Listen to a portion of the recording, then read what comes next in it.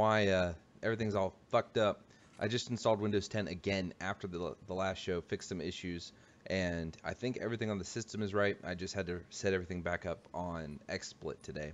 So I think we are good to go, and we're going to move forward. We're going to talk about WCS. We'll talk about what's happening this week. We're not going to go too deep into the groups, but we'll talk about the groups that are up, and I'll see if any of the players, have anything to say about these people. So we're just going to be talking about the games that are played in America. And first up, we have Harston Polt Petraeus Major playing in the first group, Rifkin. Can you link the bracket or the yeah video page or whatever? So it's just a lot easier for me to look at the names. Yeah. 1 second. Actually, yo, before we talk about that, how about, I know you want to talk about the American stuff, but like, how about you thermal forfeiting? Like, that kind of fucking sucks. Yeah, that sucks. I mean, all right, so Euthermal, for those who don't know, Euthermal forfeited because he's sick. And as TLO said, TLO knows him. He's like, Euthermal wouldn't do that if it wasn't serious, right? And Euthermal was saying that he's kept going to events despite being sick, and it's bit him in the ass. So it's really unfortunate, but I know that also he wasn't, I'm not saying he forfeited because of this, but I'm just saying he already wasn't feeling good going into that group. He had been very open about that. And what was his group? His group was Hydra, Starbuck, Kel'Thuzor. Yeah, so he's not good versus Zerg, like, at all. So, I mean, like, there's so many forces working against him here. I just felt like this really sucked because the thing I know about Euthermal, the reason I wanted to bring this up, I'm sorry, was that even though he knows he's not great versus Zerg, he still always fights it out. I mean, he just did a best of 7 versus Snoot on our stream, and he looked better than ever versus Zerg, but he still lost. So, I mean, I just really want to make sure people understand, like, for Euthermal to forfeit like that, it really was not a big, like, or a small thing. Like, it was a big deal for him to have to actually step back and do it. Yeah, so it does suck, but, I mean, now that group, I assume that 2 people are still going to advance from it, and it's just going to be more like a round robin than instead of the regular group format. Someone's going to get a bye, probably Hydra. Agreed? That's a weird group, though, man. Like, even before that one gets played out, like, just seeing Starbuck in there is weird. Because Starbuck beat Bunny to get here. Starbuck, if you guys don't know who Starbuck is, by the way, he's a European Zerg player who does a lot of really weird shit. I don't mean, like, he plays, like, one base all ins or anything like that, and he does. But it's like he's got a lot of different really fucking weird builds. So I think, I don't know. That would have been a really fun group to see had it been properly 4 people. Who did Euthermal beat to get into the playoffs, or round of 32 or 16, is it? No, 32. Oh, you mean Challenger? Yeah.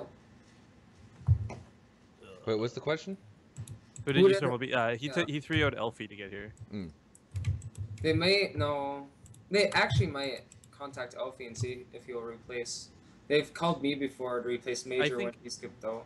I think that what a surprise. I think that it would make a lot more sense for the production as well to try and replace if possible, but it's so last minute. I would wonder if that's even possible at this point. Yeah, it was last minute for me as well. Like the day of, it was pretty crazy. They wanted to book me a flight to LA, and I just got back from China the day before. Yeah, but that's a lot different for you than booking Elfie from Europe to come over. Yeah, you know, yeah. And it's like a day and a half from now when it plays out. Yeah. All right, cool. So going back to the start of the groups, Harston Polt Petraeus Major. Who do you think's walking forward from that group, Rifkin?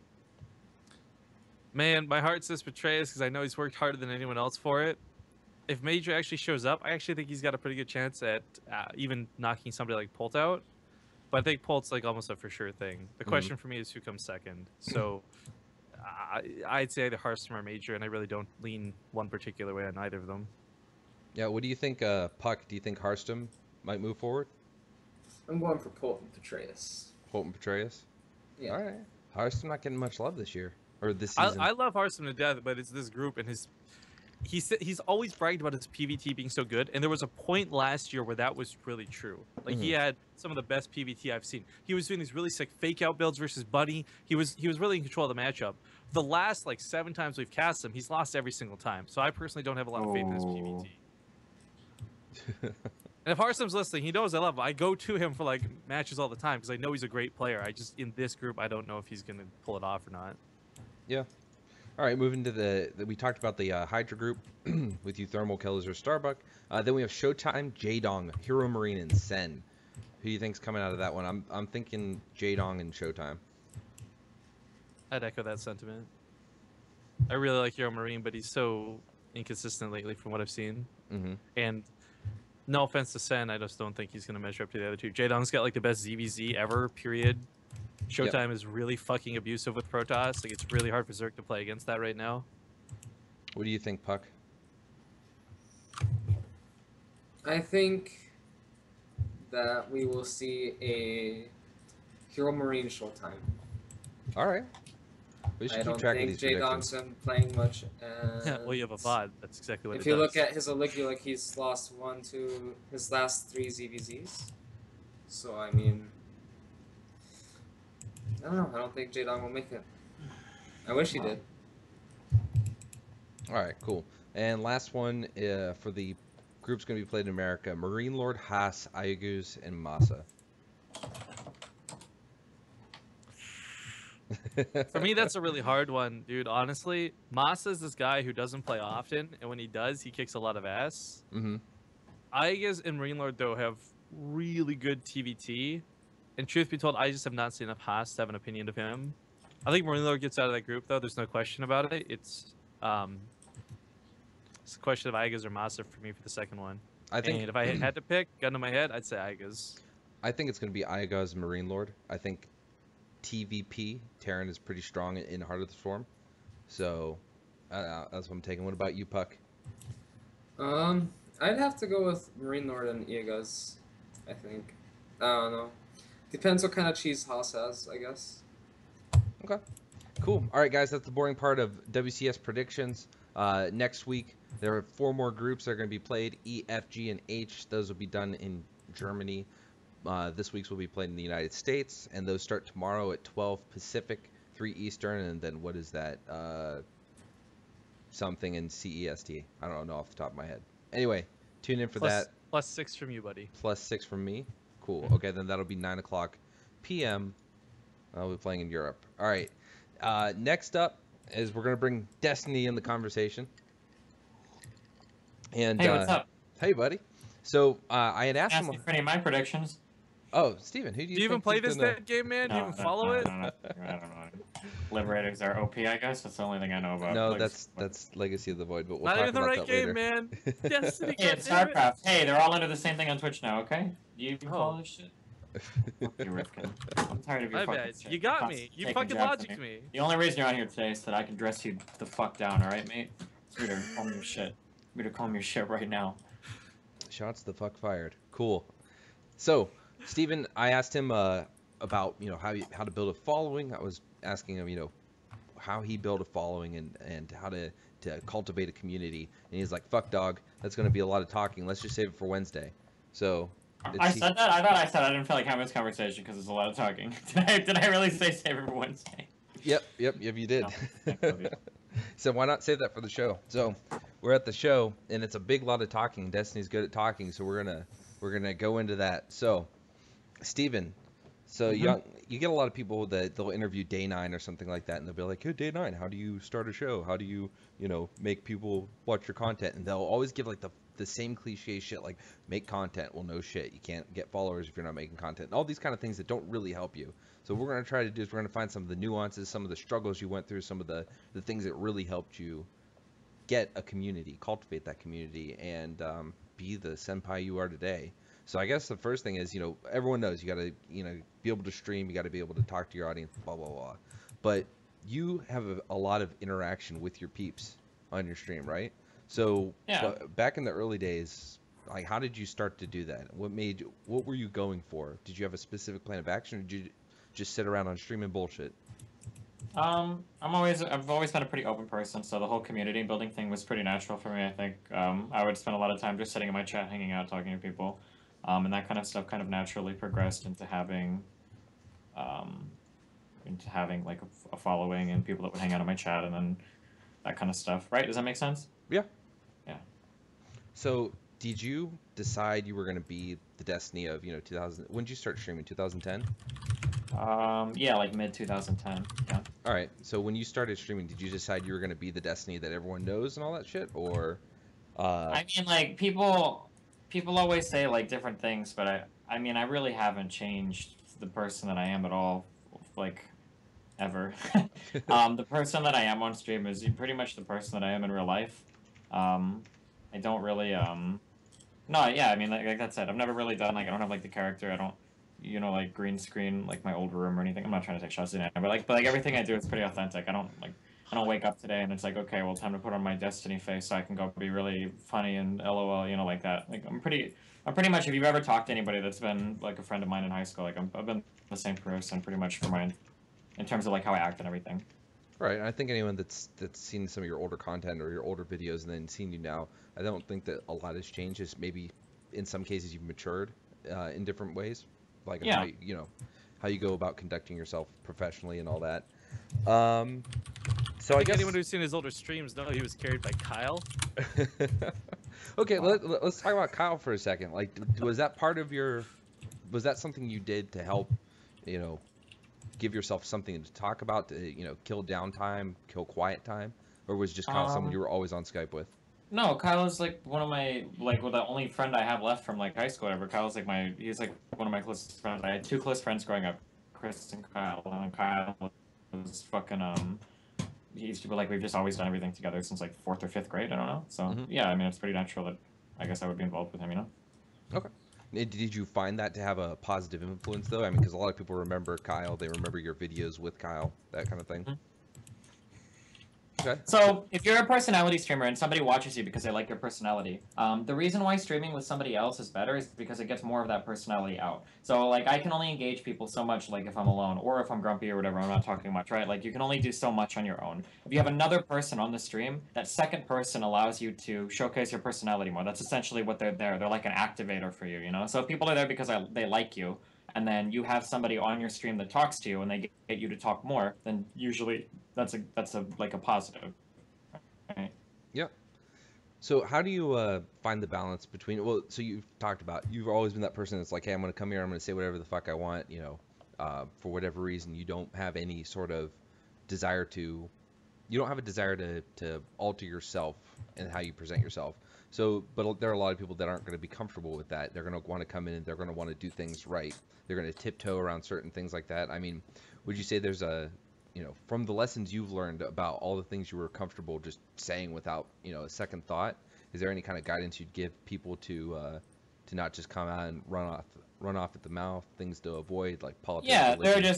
you just have to. There are certain issues that people are always going to be too fucking stupid to talk about. They can't handle the conversations about them. It sends them into a fucking frenzy. They're like a 3 or 4-year-old throwing a tantrum. You need to identify what those issues are, and then you just never ever talk about those things. And then you can be as edgy as you want for like other shit. But there are some issues that you probably should just never talk about. I think anymore. Okay. I guess, is there any major thing, like someone sits down and they ask you those questions, or like, what tips would you give new streamers? Is there anything off the top of your head that you think people need to consider when trying to be a personality streamer? I mean, it's really hard to break into the market now. I would say, I guess, like the most important thing is like you have to. This is like super cliche. This is cliche, but I'll make it brutally honest, right? You have to be yourself, right? But that yourself isn't always good enough. If you're somebody that's not like pretty enthusiastic, or you're not if you're like really shy or whatever, or if you're somebody that doesn't enjoy, like interacting with people a lot, you're probably not cut out for doing streaming. And I don't mean that in a negative way. I just feel like you're not. It's like, you're gonna have a really hard time finding success if you have a hard time socially interacting with people. Like that's a huge hurdle that you're gonna have to overcome, and you're already starting off at like a much lower like playing field than everybody else. Yeah, I would say like the reason why the be yourself thing, it sounds really cliche, but the reason why the be yourself thing is so important is because everybody's gonna be better than you at whatever it is you're trying to do, probably.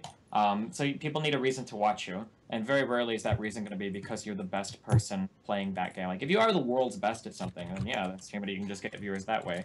But if you're not the world's best at something, then you're showcasing your personality, right? So. All right, and we're getting close to wrapping this topic up, but I guess I just want to point out something too, because I'm not quite Destiny tier or anything like that, but one of the things we always get asked about a lot on the channel is like, how can we be like a good caster, or how can we get a popular casting channel like you guys? And I'll tell you guys, everything Destiny said is correct, and it gets even worse if you decide to try and specialize in something like, say, casting opposed to streaming generally. There's so many times I want to stream another game, but we just bleed viewers. I can get like 1,000 people watching me play like StarCraft 2 at a low level. If I want to play like Don't Starve on stream, it's like 12. I would really suggest not locking yourself into anything if you are trying to build any sort of following. Because if you do, you really limit yourself on top of what is already a very limited, I guess, ability to expand. All right. I just want to put emphasis on how important the schedule is. Because every single day, if someone watches your stream and they really like it, they want to see that stream like every day. And you have to just continuously do that until you've got a very large following before you can actually like take more than like a week off. Otherwise, everyone will just go watch a new person. Yep. Steven, did you find that is that one of the things you did in your early days? In my early days, the schedule wasn't as important because I was streaming a lot. I think I was like streaming like pretty much at every waking moment I could. So I don't, but I mean like nowadays, like yeah, I would say having a schedule is pretty important. When I have a more consistent schedule, especially like hitting, like there are like key hours that you want to hit, right? Like that noon to like 6 p.m. is like really important because you get both North American and European viewers and shit. And then being on a consistent schedule, yeah, you want people to know that like they can come home and turn on your stream and you'll be there. Like that's a really important thing. Yeah, any time when in the brief periods where I hold a consistent schedule, like I notice that it's usually better for viewership. But if you bounce around at all times of the day, people don't really know when to find you. They don't watch you as much. Like One more thing I just add onto this too, and this was a mistake we made when we first started, and I guess maybe it won't apply to everybody, but don't be too fast to monetize yourself either. I know a lot of people want to make money from streaming. You see the big donations come on streams. You want those too. We made a lot of mistakes when we first got partnered by playing too many commercials, I think. Killed what could have been a potential viewership buildup. Same with trying to get more donations for things. It's always nice to have, and you know, you can have like your jar in the stream. Just don't try too hard with the money at first. It will come if you have a good stream. Don't worry about having the money to make a good stream. Yeah, Steven, you're a very analytical guy, right? You know, I've seen your write-ups about things after the Destiny 1. I can't think of anything else off the top of my head, but I know you put out a lot of write-ups where you're going really in depth. Do you do that for yourself? Like over the years, have you watched, you know, what attracts more viewers, what time of the day, what you know, what kind of games, how they fall off? If you try to do a game other than what your core was, you know, StarCraft at the time, things like that. I mean, kind of. I go a lot by the gut, which is probably kind of stupid. Unless you like the Star Wars movies and you listen to the Commander Kirk guy. There's like, Commander Kirk. Captain Kirk. I don't know, whoever the fuck the dude was. Obi-Wan Kenobi. Anyway, go ahead. Sorry. I mean, like, there's like, I don't know, like what fuck. Like all of these areas are so broad. So I guess something that kind of ties into this and kind of ties into what Rifkin was talking about earlier. You have I've talked about this before a lot. I feel like I'm sorry if I sound like I'm boring. I've talked about these issues a lot in the past, or not issues, but these topics. You have like 3 kinds of viewers, right? You have people that will watch you no matter what you do. You have people that will watch you because of the game you're playing, and then you have people that will watch you because you're doing something extra special or exciting, right? And those are like the 3 types of viewers that you have to identify, right? And your goal is always to move people from the highest group to the lowest group, right? The best viewer that you can get is you want the viewer that will always watch you no matter what you're doing, right? And there are some number of viewers. It sounds like Rifkin has however many. When you switch games to something completely different and all that other viewership slides off, you're losing people from group 2. Right? Group 1 is people that will watch you no matter what. Group 2 are people who, hey, I'm watching this guy because I like him and I like the game that he plays. But I'm not going to watch him when he does something different, right? So as long as he's playing, so I guess in Rifkin's case it would be StarCraft, right? As long as he's playing StarCraft, I'll watch him because I like Rifkin playing StarCraft. But he switches to something else, I'm not going to watch him doing that. And then you've got group 3, which are like, these are like the most fluid group that kind of drifts about in a particular community. Bandwagon. Right? No, I mean maybe sure, but it's people that watch you like for instance like when you do a tournament stream, those are those like top level people that are just in that community, and then they'll watch you because something is going on. When I did my little drama stream, right, I had a lot of viewers there. About maybe 2,500 are my core viewers, and then there's another 1,500 to 2,000 that will watch me when we're doing StarCraft related, and then anybody on top of that is people that are just there because of, you know, events that are going on. Yeah, but your goal is always like whenever you have those general people that are floating around, you want to get them to always watch you when you're playing that particular game. And then when you've got people that will watch you whenever you're playing a particular game, you want to get those people to always watch you no matter what, right? So your goal is to always convert people from the highest group to the middle group to the lowest group, right? You always want to move people down in groups. Yeah. I like that. I've never thought of it in that context when it comes to viewers. Yeah, sure. That's why when you asked Well, a earlier lot about of Phantom people Load and don't. shit. Like, Sure. that's the thing. When you asked about Phantom Load earlier, this is one of the reasons why I, for a brief, unfortunate, dark, murky period of my life where I thought I wanted to play a lot of League of Legends, is because that community has a ton of people in that top group, right? So you're always limited by the availability of the top group, right? That's how big you can be, is limited by the availability of the top group, right? And that's one of the reasons why I switched off of StarCraft 2, because I pretty much, of all the people that watch streams, all of those people that I could possibly convert into watching me when I stream was pretty much done, right? Like my max StarCraft 2 viewers, or really of anybody in the community, it probably sits at around 3,000 to 5,000 people, are the most amount of people that will watch a single StarCraft 2 stream at a given point in time without any kind of extra drama shit going on, right? And then that's it. You have no more room for growth because there's no more, like you can't grow at that point because there's no more third group to filter into the second group that can be converted to the first group, right? If you grow really big in a particular game, Phantom Lord would be an example, right? Phantom Lord took advantage of the fact that there's a big third group, right? You got a lot of people that float around and watch League streams. He got a lot of people to watch him while he plays League, and then he converted a lot of those League fans into personal Phantom Lord fans, so that when he switched games, he was able to take a large fan base with him, right? All of my fans that I take with me whenever I do other shit, those 1,800 to 2,000 dedicated people, those are people that I'm carrying over that I converted who watched me originally for StarCraft, and then they watched me more because of my personality, and then I switched games and I could carry those people with me. But I still have a lot of like people that watch me because of StarCraft that don't watch me when I play other games, you know? Like if I were to go turn on a StarCraft stream and stream that for a while, I'd probably get, 3,500 viewers, and then if I switch off to Hearthstone, I would probably lose, 1,500 viewers because they only watch me for StarCraft, you know? Yeah. So have you kept track of that, like between your last switch to League of Legends and then Hearthstone and all that? Have you kept track I of don't really that? keep track of hard numbers. That's something that you would have to do like a lot of polling to figure out.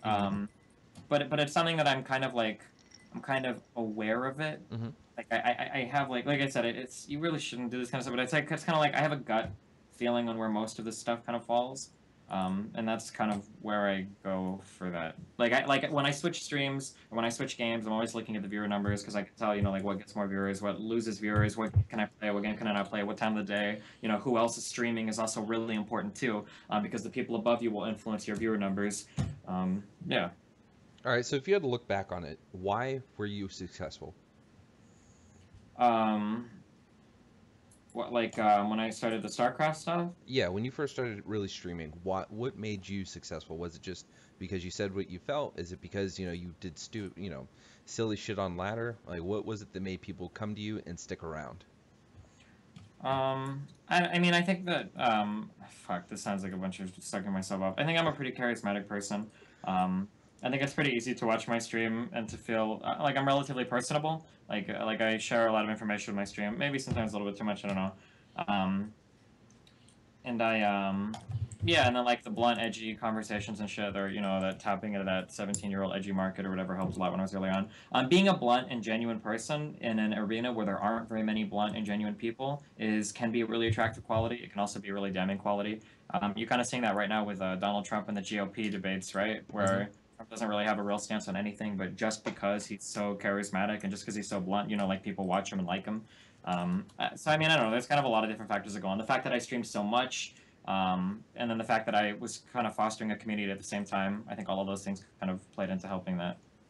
All right, cool. We're gonna wrap this topic up. We're gonna give Graham and Brandon a chance to chime in. Any last thoughts? We'll start with you. Who the fuck is Graham, man? Rifkin.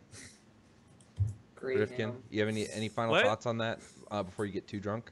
I think, okay, as silly as a lot of people are gonna be bored thinking like Destiny's just saying what we all already know, it really isn't what people already know, and it's hard to sit there and think about, because even if you know all these things, it's still not like you can make people watch you. But it's really good to know things. A small example I have of this, of like being informed of how to build your viewership, would be if I host person A after a stream with 1,000 viewers, right?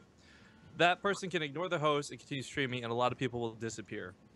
And these are the floaters Destiny was kind of referring to, by the way, too. Like people who aren't watching you for you. You know, they've gone from the stream they love to a completely different stranger stream. But person B says, "Hey guys from LycanGTV, I see you guys hosting us. Come on over to my stream. I'm playing StarCraft or whatever." Like it's a much higher viewership retention. You'll notice that constantly with when we host people as well. And it's just like acknowledging that that's one of those factors that you've got these floaters who are now here. You've got like 10 seconds to make them love you, or like at least stick around to watch. I mean, like there's so many things people really don't consider, and they just think, okay, I'll stream, I'll play a good game, and I'll be good to go. And it's really not the case. So everything Destiny said was pretty much nailed on the head. Thanks. Boom. Buddy. Puck, any thoughts from you? It 'Cause takes you have being a drunk pretty to big agree with following. you. Yeah, I mean, it's basically what everyone else said. It's a commitment. That's the main thing. Is you have to have the time to do it. Otherwise, it's not going to go anywhere unless you stream at least 4 hours plus a day. Cool beans, guys. All right. Well, I hope that does, provide something for you guys to go off of. I probably have a few more personal questions that I'll ask Steven offline to pick his brain, but otherwise, I think that was a lot of good knowledge. Because there were some echoings of things that you hear from all the big streamers that get interviewed, and like, how'd you do that? How'd you get to where you are? But I think that there's also a lot of unique perspective from all three of these dudes.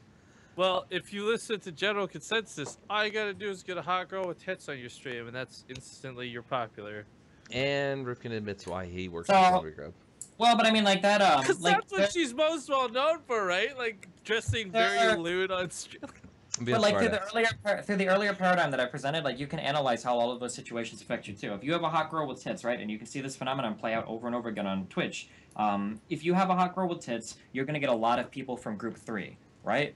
You're going to get a lot of people that will float by and turn into your stream for one time because you're a hot girl and you have tits. And like, it's a really good way to get your foot in the door. One of the most effective ways when you consider the demographic that watches Twitch. However, there are a lot of female streamers that will do the tits thing that will get those big Group 3 viewers, but then they're either boring or they're vapid or they don't do much that's entertaining or interesting, and they can't pull people from that Group 3 into the Group 2 and then ultimately to Group 1. They're unable to do it, right?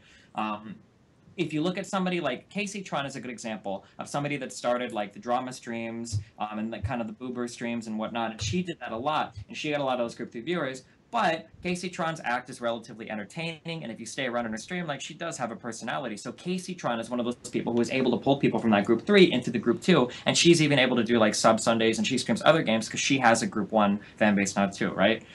Compared to somebody like, not to shit on people, but like the Nicole Slaw girl who plays League, that was a boober streamer who had like the really big boobs and shit, and when she first started streaming League, she had like 15,000 people. That lasted like 1 day tops. And then, in my opinion, I think she's a really fucking boring streamer. Snowballing, because along with that Group 3 people, there's kind of this like subgroup of them where they'll just go to a stream that's popular. They don't really give a fuck what's going on. They're just there because it's popular. That's part of the group. Yeah, that's part of the Group 3 people though. But it's your job. Your goal is always to move people from that group to another one. We're like, hey, I see that you're here. Or kind of like you said about the other thing. Hey, I see that you're here. I play this game a lot. Like, I hope that you enjoy watching me so that you come back to watch me. While I'm playing. You're always trying to move people into being more loyal to you as fans. That idea and that paradigm also kind of gets rid of the idea that, or dismisses this idea that a lot of people are like, oh, it's not fair, girls stream and they have tits and they get viewers, it's such bullshit. No, it doesn't work that way. If you have tits or you have like a really great body, you're really fucking hot or whatever, and you stream, you can pull a lot of viewers immediately into the door, but you can't keep them there. It's not enough to do it, and there's no female streamer that's been able to do it, even though people continue to complain about it. There is no successful female streamer that literally just shows her boobs and has thousands and thousands of viewers. It doesn't happen. It doesn't happen. I would beg to differ. I'm pretty sexy and I keep all my viewers.